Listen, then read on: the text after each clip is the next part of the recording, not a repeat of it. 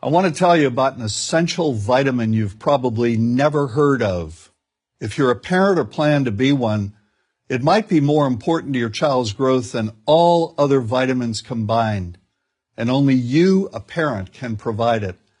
I call it vitamin N, the word no. More and more children, I find, are suffering from vitamin N deficiency, and they, their parents, and our entire culture are paying the price. Let me illustrate my point with a story that's quite typical. A father, I'll call him Bill, gave his son, age 5, pretty much everything the little boy asked for. Like most parents, Bill wanted more than anything for his son to be happy, but he wasn't. Instead, he was petulant, moody, and often sullen. He was also having problems getting along with other children. In addition, he was very demanding and rarely, if ever, expressed any appreciation, let alone gratitude, for all the things Bill and his wife were giving him. Was his son depressed, Bill wanted to know? Did he need therapy? His son, I told him, was suffering the predictable ill effects of being overindulged. What he needed was a healthy and steady dose of vitamin N. Overindulgence, a deficiency of vitamin N, leads to its own form of addiction. When the point of diminishing returns is passed, and it's passed fairly early on, the receiving of things begins to generate nothing but want for more things. One terrible effect of this is that our children are becoming accustomed to a material standard that's out of kilter with what they can ever hope to achieve as adults. Consider also that many, if not most, children attain this level of affluence not by working, sacrificing, or doing their best, but by whining, demanding, and manipulating. So in the process of inflating their material expectations, we also teach children that something can be had for next to nothing.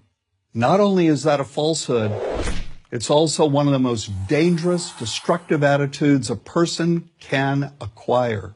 This may go a long way toward explaining why the mental health of children in the 1950s, when kids got a lot less, was significantly better than the mental health of today's kids.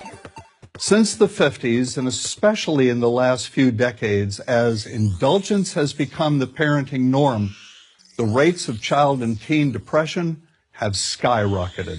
Children who grow up believing in the something for nothing fairy tale are likely to become emotionally stunted, self-centered adults. Then, when they themselves become parents, they're likely to overdose their children with material things. The piles of toys, plushies, and gadgets one finds scattered around most households.